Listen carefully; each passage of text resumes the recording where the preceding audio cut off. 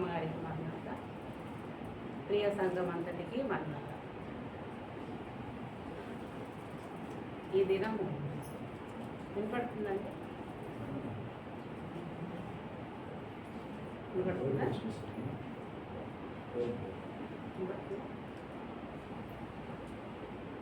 Good Friday, మంచి శుక్రవారం. నెలలో 4 శుక్రవారాలు వస్తాయి. మరి ప్రభు చనిపోయిన దినమున మంచి శుక్రవారమే అని అన్నారా? ఇంకో 3 రకాల శుక్రవారాలు ఉన్నాయి. ఎవరైనా తెలుసుంటే చెప్పండి. గుడ్ ఫ్రైడే బైబిల్ వాక్యానుసారం, Black Friday, Holy Friday, Great Friday.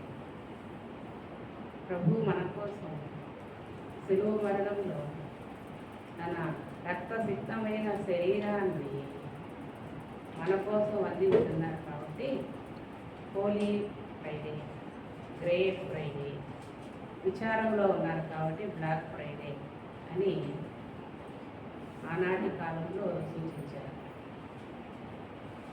మరి రెండవ మాటని మాట్లాడటానికి ప్రభు నాకు ఆత్మీయ తండ్రి ద్వారా అనుమతించారు. ఆ రెండవ మాట వివరణ నాకు తెలిసింది చాలా కొంచెం చెప్పదలుచుకున్నాను. అందుకు యేసు అతనితో, నేడు నీవు నాతో కూడా పరదేశులో ఉండువని నిశ్చయముగా నీతో చెప్పుచున్నాను అని చెప్పాడు. ఈ వాక్కు మనకు రక్షణ వాక్ అయ్యినది. లూకా 23:33 నుండి 43 వరకు ఎలాంటి నేపథ్యం ఉన్నదో చదువుతున్నాం. ఇక్కడ విచిత్రమైన సందర్భాలు 2 ఉన్నాయి. లూకా 23:33 ఒకసారి చదువుతారా? వారు ప్రపాదములబడిన స్థలములకు వచ్చినప్పుడు అక్కడ కుడివైపున ఒకరిని, ఎడమ వైపున ఒకరిని, ఆ నేరస్తులను ఆయనతో కూడా సిలువ వేసి, కుడివైపున ఒకరిని, ఎడమ వైపున ఒకరిని ప్రభు మధ్యలో ఉండి సిలువ వేశారు. మరి బందిపోటు దొంగలు ఇద్దరు కనుక వారిద్దరిని పక్కన పెట్టి ప్రభువుని సపరేట్గా పెట్టిండొచ్చు కదా. అది కూడా పెద్ద గొప్ప పాపమే. ప్రభువుని అసలు సిలువ వేయాల్సిన అవసరం అయితే లేదు. కానీ ఇద్దరు దొంగల మధ్యలో ఒక బందిపోటు దొంగగా గుర్తించి ప్రభువుని సిలువ వేశారు. అప్పుడు ఆ సిలువలో ఒక దొంగ సామాజిక దొంగ, ఒక దొంగ రాజకీయపు దొంగ. మన ప్రభువు ఏ దొంగ కాదు.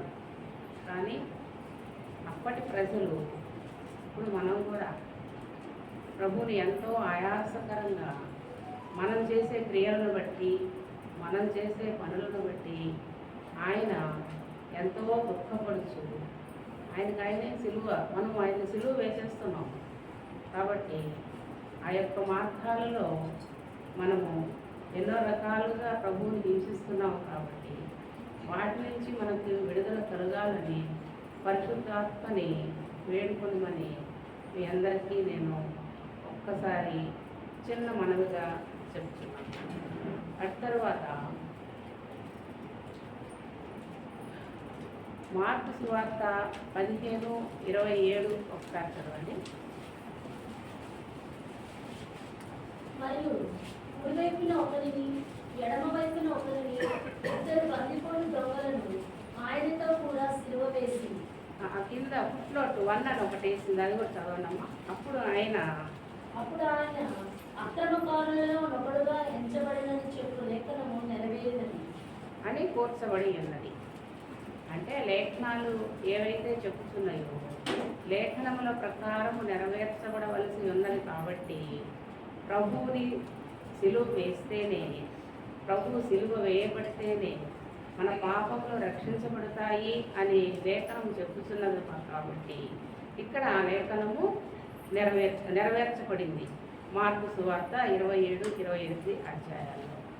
ఆ తరువాత శాస్త్రులను, ప్రధాన యాజకులను ప్రభువుని అపహాస్యం చేశారు. నిన్ను నువ్వు రక్షించుకోలేవా? నిన్ను నువ్వు రక్షించుకోలేకుండా మమ్మల్ని రక్షిస్తావు అని చెప్పి అని ఆ అపహాస్యం అనేది మరి ఇప్పుడు హిందూ ఇదిలో ఉన్నవాళ్ళు, హిందూయిజంలో ఉన్న వాళ్ళందరూ కూడా వీళ్ళు మందిరానికి ఈ విధంగా వెళ్తున్నారు తెలియకుండానే ఎక్కడో ఎందుకు ఆఫీసులోనే అపహాస్యం చేస్తూ ఉంటారు. కానీ వాటిని భరించే శక్తి ప్రభువు నాకు ఇస్తున్నారు. మరి మనందరి పరిస్థితి కూడా సమాజంలో ఆ విధంగానే ఉంది అని నేను అనుకుంటున్నాను.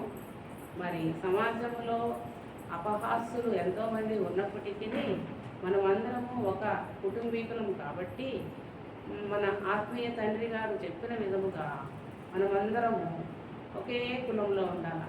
ఏ కులం అది? సేవ కులం. అందువల్ల రవి గారిని, సహదాసు వాళ్ళ ఇంట్లో అయ్యగారు సేవకులుగా చేసేసి వెళ్ళారు. అదేవిధంగా మనం కూడా ముందు కాలంలో సేవకులుగా మారాలని నేను కోరుకుంటున్నాను.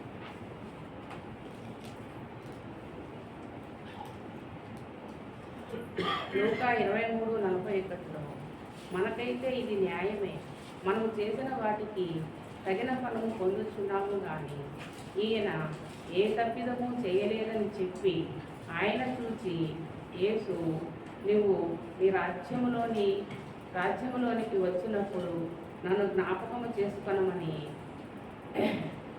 అందుకు ఆయన వానితో, నేడు నీవు నాతో కూడా పరదేశంలో ఉండు అని నిశ్చయముగా నాతో చెప్పుచున్నానని అనెను.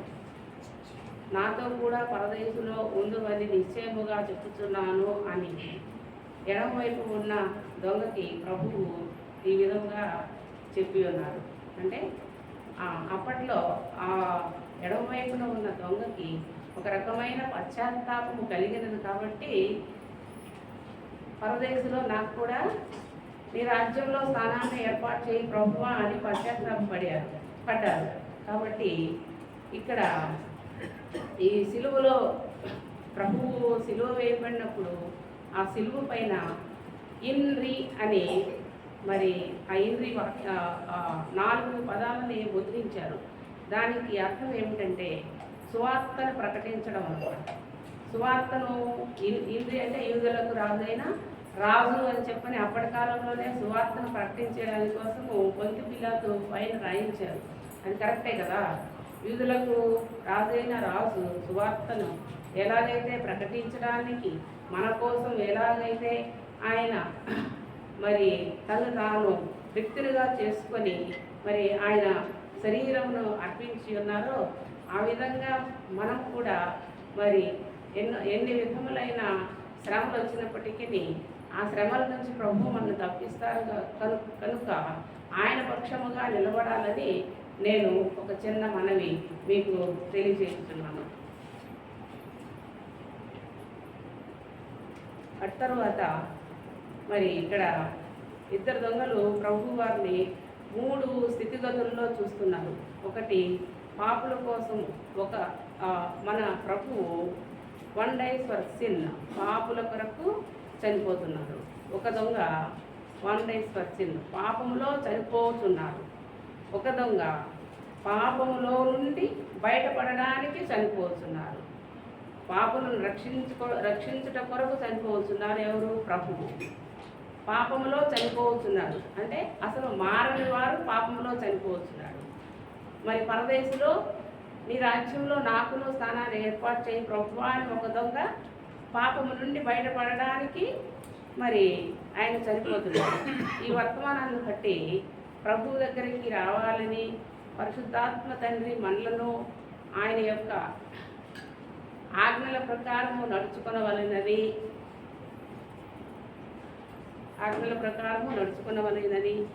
మరి దేవునికి మనము ఎంతో ఇష్టం. అయినప్పటికీ మనము ఆయన్ని అనేక విధములుగా మనం చేయించున్న ఈ అతిక్రమణను బట్టి ఆయన ఎంతో బాధపడుతున్నప్పటికీ మన ఎడల ఆయన ప్రేమాభిమానములను చూపించి మనకు ఒక మంచి రక్షణను ఏర్పాటు చేసి తన యొక్క అనుగ్రహ ప్రేమలో మనలను పొందుపరిచి ప్రభువు మనకు రక్షణ కలుగు చేయిస్తున్నారని నమ్ముతూ ఈ యొక్క చిన్న వాక్యములను నాతో ఆత్మీయ తండ్రి మాట్లాడుతున్నందులకు కృతజ్ఞతాస్తుతులు తెలియజేస్తున్నాను. చిన్న ప్రార్థన.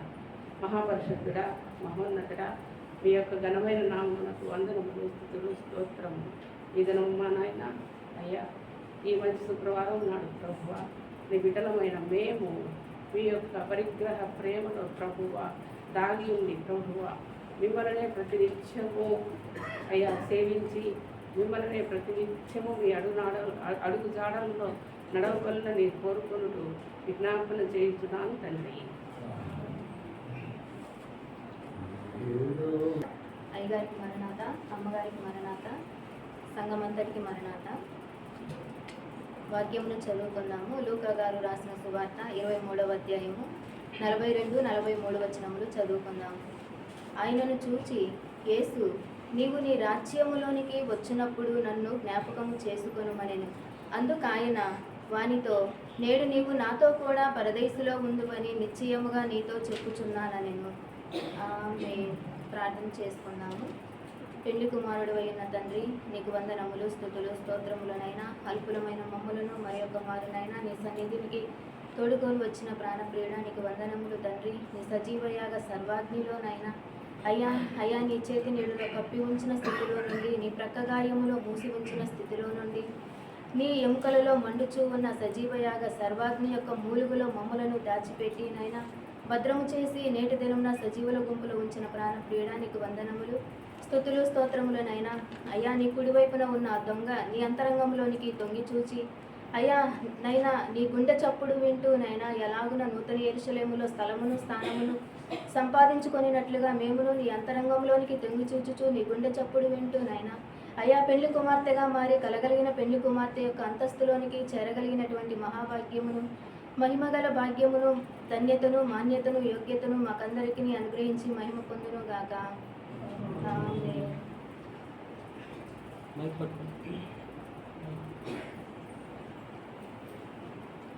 ఈ అధ్యాయంలో మనం చూసుకుంటే ఇక్కడ కుడి ప్రక్కన ఉన్న దొంగ, ఎడమ ప్రక్కన ఉన్న దొంగ, వీరిద్దరికి మధ్యలో పెళ్లి కుమారుడు ఉన్నారు. మారినటువంటి దొంగను చూసి ప్రభు ఎంతో సంతోషిస్తూ ఉన్నారు. ఆ విధముగానే మారినటువంటి దొంగను బట్టి కూడా ఎంతో ప్రసవేదన పడుతూ ఉన్నారు, ఎంతో దుఃఖిస్తూ ఉన్నారు. ఎందుకు మారని వారిని చూచి పెళ్లి కుమారుడు దుఃఖిస్తూ ఉన్నారంటే, నా మానవ జీవితం అంతయు ఎంత సహించుకొన్నను, నా శిలువ జీవితం అంతయు ఎంత భరించుకొన్నను, ఈ జనులు ఇంకనూ మారకున్నారు అని ప్రభువు మారని వారిని గూర్చి దుఃఖిస్తూ ఉన్నారు. సజీవయాగ సర్వాగ్నిలో ప్రసవేదన పడుతూ ఉన్నారు. ఇక్కడ కుడి ప్రక్కన ఉన్న దొంగ ప్రభువును ఒక మాట అడుగుతూ ఉన్నారు. ప్రభు ఆ మాటని ఇస్తూ ఉన్నారు. ఏ మాట అడుగుతూ ఉన్నాడు కుడి ప్రక్కన ఉన్న దొంగ? ఆయనను చూచి యేసు, నీవు నీ రాజ్యముతో వచ్చినప్పుడు నన్ను జ్ఞాపకం చేసుకొనుము. ఈ మాట ఆ దొంగ అడుగుతూ ఉన్నాడు. ప్రభు కూడా ఆ మాటను ఇస్తూ ఉన్నాడు. నేడు నీవు నాతో కూడా పరదేశులో ఉందువని నిశ్చయముగా నీతో చెప్పుచున్నాను అనేను. ఈ మాట ప్రభు ఇస్తూ ఉన్నాడు. జనకులు అన్నారు కదా, నేడు చేరవలసిన వారు నేడే వచ్చి చేరిన ఎడల క్షేమంబు అన్నారు.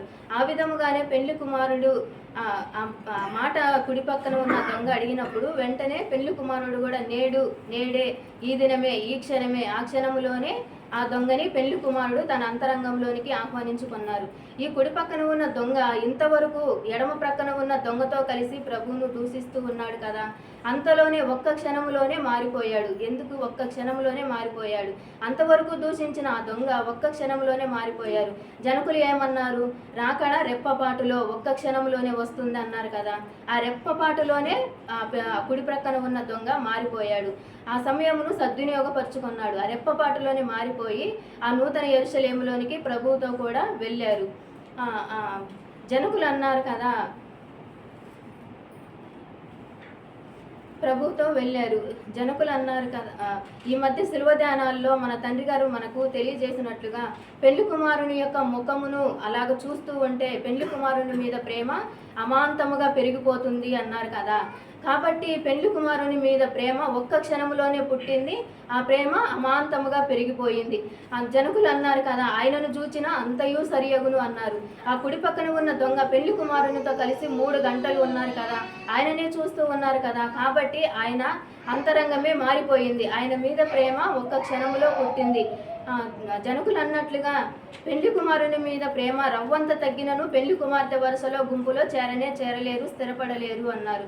కాబట్టి పెళ్లి కుమారుని మీద ప్రేమ అంతగా ఆ పెళ్లి కుమార్తె వరుసలోనికి వచ్చేంతగా ఆ కుడి పక్కన ఉన్న దొంగకి ఆ ప్రేమ అమాంతముగా పెరిగిపోయిందన్నమాట. ఆ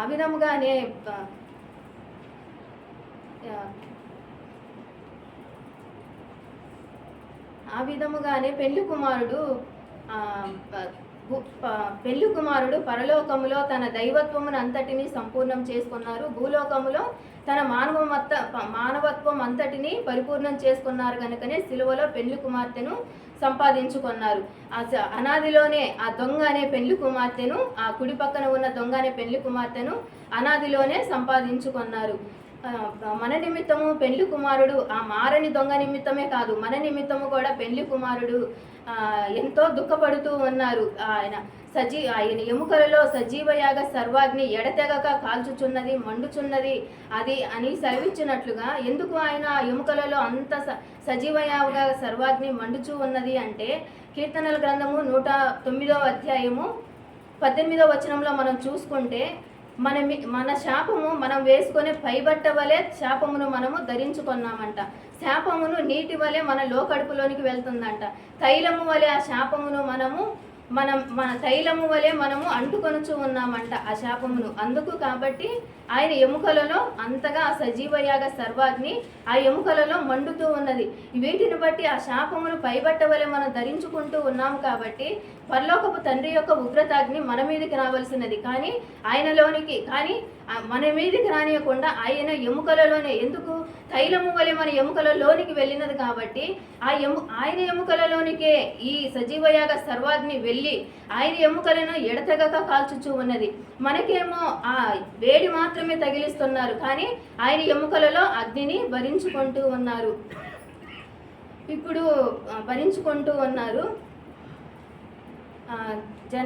జనకులు అన్నారు కదా, ఇప్పుడు గెత్సెమనెలో ఆయన పడిన శ్రమకు నీరు రావలసినది కానీ రక్తము వచ్చినది అని సెలవిచ్చినట్లుగా జనకులు రాశారు కదా, ఒకడు బల్లెమ్ముతో పడవ నీరు రక్తము గారెను చిల్లులాయను సోదర అన్నట్లుగా. ఇంకొక భక్తుడు ఆంధ్ర క్రైస్తవ కీర్తనలో రాసినట్లుగా ఆ యూట దొంగ మునిగి అశుద్ధుడాయను అని సెలవిచ్చినట్లుగా, గెత్సెమనెలో కార్చిన రక్తములో సిలువలో తన ప్రక్కలో పొడిచినప్పుడు తన అంతరంగము నుండి కారిన నీటిలో ఆ కుడి పక్కన ఉన్న దొంగకి నీటి బాప్తిస్మం ఇచ్చాడు. ఆయన గెత్సెమనెలో కార్చిన రక్తములో ఆయనకి రక్త బాప్తిస్మం ఇచ్చి రక్తాభిషేకం ఇచ్చారు. అందుకే ఆ దొంగ రక్తపు ఊటలో మునిగి శుద్ధుడాయను నూతన జీవం పొందుకున్నాడు. మానవ జీవితమునకు ముగింపు పలికి మహిమ జీవితమును ప్రారంభించాడు.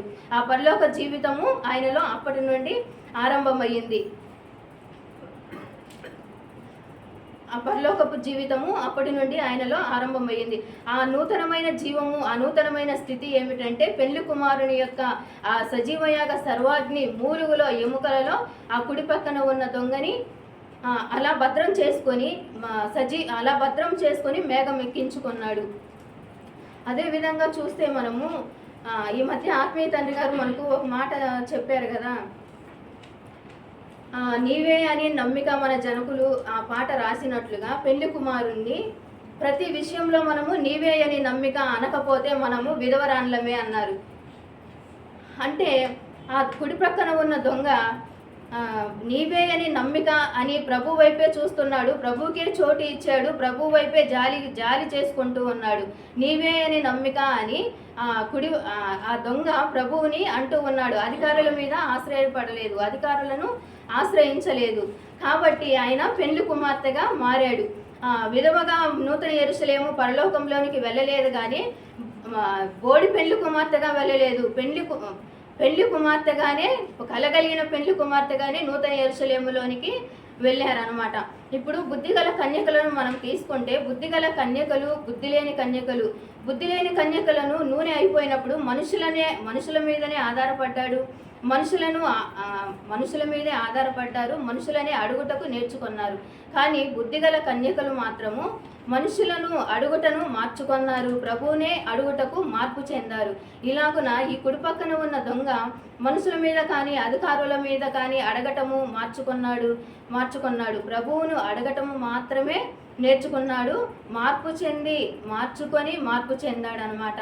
అలాగనే చిన్న కుమారుని మనం చూసుకుంటే, చిన్న కుమారుడు తండ్రి ఇంటిలో ఉన్న పోషణనంతటిని విడిచిపెట్టి, తండ్రి ఇంటిలో ఉన్న సుఖ సౌఖ్యమైన స్థితిని విడిచిపెట్టి బయటికి వెళ్ళి ఆ పందుల పొట్టుని తిని, తండ్రి ఇచ్చిన ఆస్తినంతటిని పోగొట్టుకొని పందుల పొట్టుని తిని తిరిగి మళ్ళీ తండ్రి ఇంటికి వచ్చినప్పుడు తండ్రి ఇంకా చిన్న కుమారుడు దూరముగా ఉండగానే ఆ తండ్రి పరిగెత్తుకొని వెళ్ళి తన మెడ మీద పడి ముద్దు పెట్టుకున్నట్లుగా అతని బట్టలు మాసిపోయి ఉన్నాయి. కానీ తండ్రి ప్రేమ అలా ఉంది, నా కుమారుడు తిరిగి నా ఇంటికి వచ్చాడు అని ఇంకనూ దూరంగా ఉండగానే ఆ తండ్రి ఆ కుమారుని కౌగిలించుకొని మెడ మీద పడి ముద్దు పెట్టుకొని ఇంటికి తీసుకొని వెళ్ళి ఆ బంగారపు ఉంగరమును తొడిగి, రాజవస్త్రములను తొడిగి అలా ఆయన సింహాసనము మీద కూర్చుండబెట్టుకున్నాడు.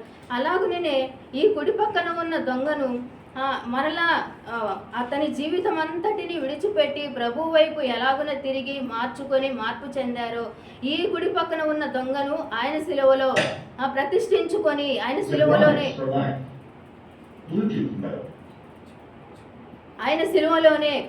శిలువలోనే ప్రదానం చేసుకొని, పరిగ్రహించి, పరిశుద్ధపరిచి, ప్రతిష్ఠించుకొని, పెళ్లి చేసుకొని, పెళ్లి కుమార్తెగా నూతన యెరూషలేమునకు తీసుకొని వెళ్ళాడనమాట.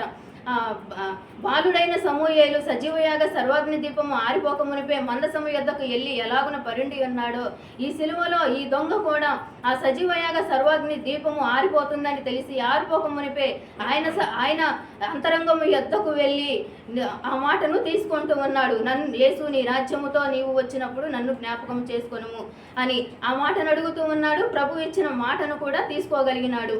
అలాగనే అబ్రహాము గారు ఈ భూలోకంలో నుండి పునాదులు గల పట్టణమును ఎలాగున చూచి ఉన్నాడో, అలాగనే ఈ సిలువలో నుండి ఆ దొంగ కూడా ఆ నూతన యెరూషలేము పట్టణమును, ఆ పరలోకపు పునాదులు గల పట్టణమును ఇక సిలువలో నుండే చూస్తూ ఉన్నాడు. కాబట్టి పెళ్లి కుమారుని వైపు ఆ అంతరంగంలోనికి తొంగి చూస్తూ ఆయన గుండె చప్పుడును వింటూ ఉన్నాడు. కాబట్టి మన ఆత్మీయ తండ్రి గారు మనకు చెప్పారు కదా, సజీవయాగ సర్వాగ్ని, సర్వదర్శనం కావాలి, సర్వదృష్టి కావాలి అన్నారు కదా.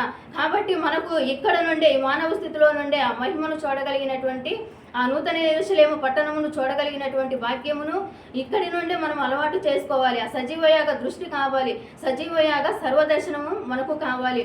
ఈ దీపము 2 రోజుల తర్వాత పెళ్లి కుమారుడు, ఆ సజీవయాగ సర్వాగ్ని దీపము 2 రోజుల తర్వాత పునరుద్ధాన దీపముగా మారిపోతూ ఉంది. ఆ పునరుద్ధాన దీపాన్ని చూస్తూ ఉన్నాడు. కాబట్టి ఈ పెళ్లి కుమారుని వైపు చూస్తూ అతని గుండె అలాగున కుడి ప్రక్కన ఉండే ఆ దొంగ యొక్క అంతరంగము అలాగున కరిగిపోయిందనమాట.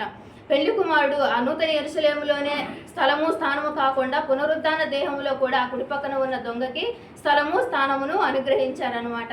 మనకును కూడా ఈ పెళ్లి కుమారుని యొక్క పునరుద్ధాన దేహంలో స్థలమును స్థానమును అనుగ్రహించి మహిమ పొందును గాక. ఆమేన్. ప్రార్థన చేసుకుందాము. మహాపరిశుద్ధుడా, ప్రేమ కలిగిన మా తండ్రి, కృపా సత్య సంపూర్ణుడైన మా తండ్రి, నీకు వందనములు, స్తుతులు, స్తోత్రములనైనా అయా. చేసిన ఈ ప్రత్యక్షతలో నైనా ఏమైనా తప్పులు ఉన్న ఎడల దయతో క్షమించి మన్నించి నీ రక్తముతో కడిగి శుద్ధి చేసి మహిమ పొందుమని ఈ చిన్న ప్రార్థనను అంగీకరించమని త్వరగా రానైన పెళ్లి కుమారుడైన యేసుక్రీస్తు నామం పేరిట అడిగి వేడుకొంచున్నాము తండ్రి.